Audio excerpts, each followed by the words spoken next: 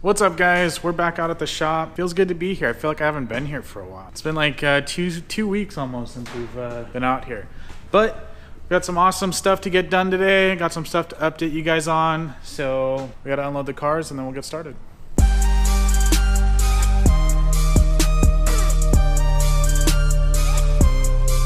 All right, so the cars are both unloaded. We got some cool stuff to show you guys. Michael actually swooped up a generator for us, so we'll be able to get started welding. And that means awesome things for this car. That's our plan today. We gotta go get gas for the generator, and we've gotta go get some airline fittings for the air compressor. We can actually run the compressor now. Which means that that tire machine over there will get worked on and hopefully running in the next couple weeks. Yeah. We started to upload a video, what was Last weekend. Last weekend, yeah, and we ran into some issues. Do you want to go ahead and tell them about that? So over a year, my car's been leaking gas from the gas tank right behind the driver's rear seat. And we brought it here and we're gonna, take it out and see what was leaking and possibly fix it. When we started going over diagrams online, we realized that the gas tank went over the rear diff. We figured it's going to be a pain in the ass. Aaron started looking online to see what people have done or had the problem. He came across a recall. So we ended up taking it to Audi and they told me that it should be covered under warranty. They told me it was really bad. I shouldn't have been driving it. They just called me yesterday and they informed me that Audi won't cover the recall because it's too old of a recall. It kind of slows down my budget for the 240. Probably not too much. I'm hoping, still trying to figure that out. In the meantime, I actually picked up another car. You guys will see it later. We're gonna kind of keep it on the down low till we get it all situated. But that's gonna be my daily for a little bit. So maybe if I film inside the car, you'll see it, but that's about it. Like he was saying, that car's kind of under wraps right now. So you guys, if you can guess it, then go ahead and guess it, because I'm sure we'll get at least one clip on accident with it in the background or something. I don't know if he's gonna make our February deadline with this setback. It's gonna be really, really close if he does. But I'm gonna push him. We're gonna get all the stuff done on this that we already have, like the tube front. We gotta mod the cross member. We've got a lot of work on here that we can get done, especially now having the welder and everything. So there will be a lot of content coming from this.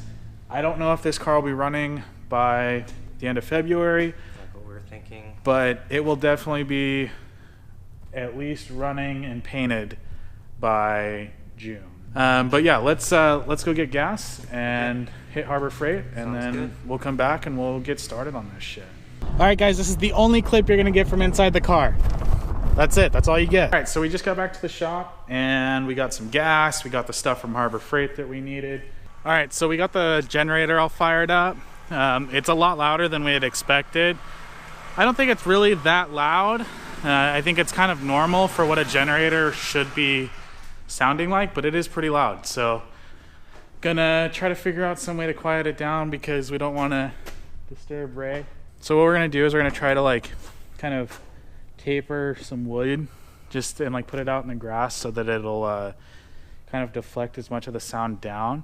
We might actually put it out on that side of the shop so that there's the building too to help. But this thing's heavy, 236 pounds full.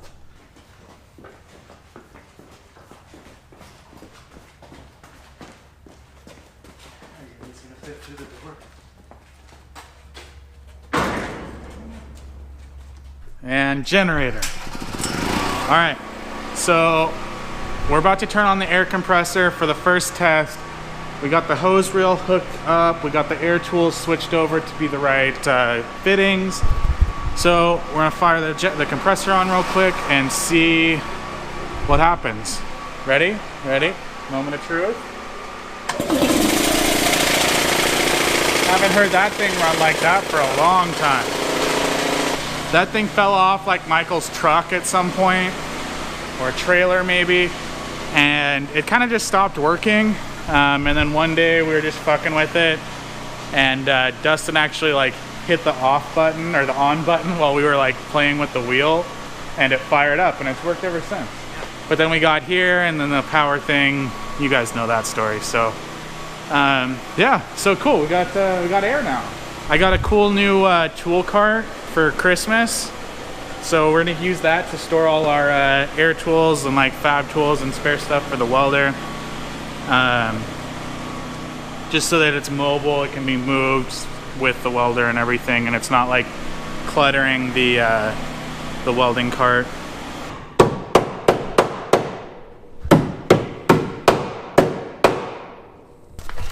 So this is basically what we're looking at, and the way it needs to be cut right here is like it has to be cut flush with this, and on this side we cut it a little farther out, and so there's a lip, so we got to cut this lip off.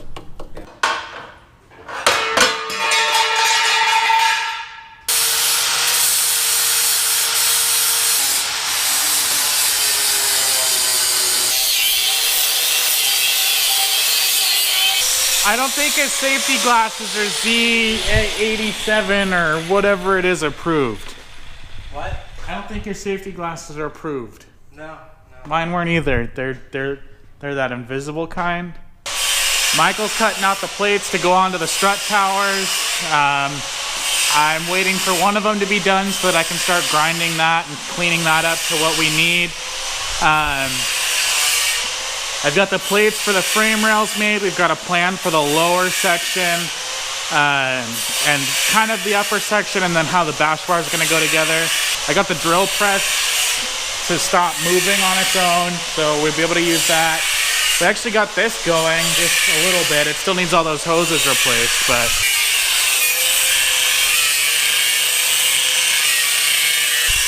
what he's cutting is like an inner curve, so it's just really awkward to cut. We could grind it, but it would take forever. Neither of us are really like too knowledgeable on bending tubing. We've only done it one time, and it was successful, but it didn't feel like very fluent. What I'm gonna do right now while I'm waiting for Michael to finish up with that plate is I'm gonna go watch the Fabricator series on like how to build like a cheater bar and all of that. And like figure out how to like get those kind of measurements. If you guys haven't done it and you're interested on how to bend tubing, look him up. It's the Fabricator series. I think it's How to Bend Tube Part 1, and then there's like a 3 or 4 part series. Just watch that video, and it looks like we're gonna start with an 18-inch piece of the same wall tube, or same size tubing that we're gonna use. From 4 inches from the end, we're gonna mark every inch, and then we'll throw a 90 on it, and then that'll tell us how much each bend or degree is gonna cost material-wise, and then we can figure out like lengths and all of that. All right, so we did get our little bend gauge thing bent. We're still having trouble getting this to like actual 90 degrees. This is like what, 87.85. Yeah. So this will work. It kind of gives us a ballpark, but I wanted to show you guys kind of what we were thinking. Yeah, so this is gonna come out to about here, and then what we're gonna do is we're gonna take a piece and kind of kick it back and down like this, so we can bolt these tension rod brackets up, and then there'll be kind of a stinger type setup that'll come up out of the top to the hood, and then off of here it'll come out and kind of tie in where the stinger. No, that goes first, and stinger goes welds to that. Yeah, but yeah. We got this one kind of placed. As you can see, it sticks out here a little bit. As we weld, we'll hammer this in so it'll be round with the strut tower. This piece is where our tube front's gonna weld to. This is gonna bolt up to here without that clamp there, obviously, but that will allow us to unbolt the tube front when we do have to pull the motor or do a freshen up. stoked. And we really just gotta kind of make an indicator like this line maybe for this to, you know, kind of line up for that side. So we're even. But we gotta keep these together and drill holes through them.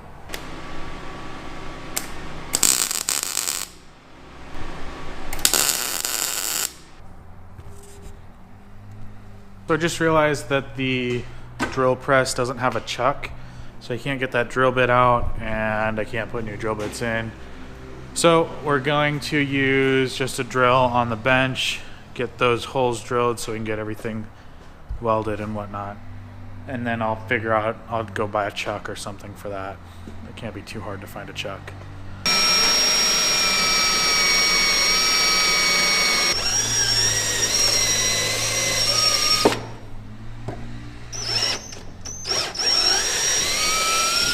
I have a wonderful history with drilling, especially on drill presses. I was trying to fix a Mark III glove box that wouldn't latch, and I was drilling through some pretty thin metal with a really dull drill bit that was too big for the hole that I needed, or that I should have been drilling at that point, I guess. And I went down with the drill press. I was holding it with like some channel locks or something. And I was wearing like leather welding gloves, and it, as it came down, it bit, flung it around, and sliced my hand open like into the meat, right in my palm. So I had a scar. You can't really see it now because my hands are dirty, but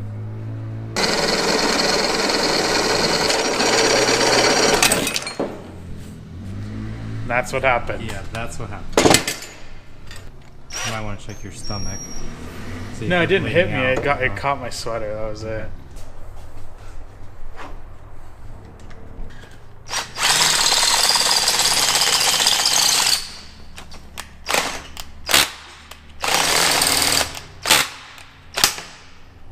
Huh. That's not a little drill bit. Look at that. Can they see it? Damn. Broke the drill bit and then couldn't find another one. Half inch. Had 5/8. Had 7/16. No more half inch. So I tried to use the step drill bit. That was working. And then the battery died. And then we just switched the battery, and that battery was dead. Because, you know, Michael forgets to charge batteries. It's not just him. It's not just him. I could have easily plugged it in too. So this is where we're at. We got 1.5 holes drilled on the first one. So we're just waiting. It feels good to like actually like have metal shavings places and a mess in the shop. It's not just like, oh, we're building some shelves today. Do you want to tell them about the... Or wait. Sorry guys, you can't find out about that secret. Well, I did end up getting the rest of those holes drilled. Fortunately, like we were able to charge the batteries for the drill. Unfortunately, we didn't quite get everything that we really set out to do done. At the same time, I think we kind of set a goal that may be a little bit too high. It is what it is. We'll get there. So stick with us. Next weekend, we will most definitely be getting some work done on this. I may have some of the parts for Jade by next weekend as well. Hopefully we can get this rear end back together because I'm going to need this car to be moving shortly. So I want to try to hit one of the next Oregon events. And I'm not exactly sure when that's going to be. So I want this back on the ground and powering itself. If I don't have the parts for that, I'll be helping Michael with his car and possibly start the wiring harness. I know I've been saying that for weeks. Michael's doing a few last minute things on his new car. I want to apologize for only getting you guys one upload this weekend. Like I said earlier, I've got family in town, so I won't be out here tomorrow. I won't even be able to get to this video until Sunday as far as editing goes because they're staying in the room that my computer's in and I don't want to disturb them. So I apologize for that, and next weekend we'll be back on our 2-a-weekend schedule and we should be able to stick to that from here on out. So things are going back to normal. The holiday season's been a little bit weird as far as our upload schedule, but we will come back and we will get it. Let's go see what Michael's got going on, since he's not out in the dark working on a car you guys can't see. Just replacing the hood shocks, so I don't have to have someone else hold it. The problem is, like, he has new ones that came with the car. Unfortunately, they only came with hardware for one. And I thought I had extras from a few cars ago, but I don't. I can't find them. So he's finishing that up, and then we're calling it a night, guys. So thank you for watching, and look forward to next weekend's video. Later.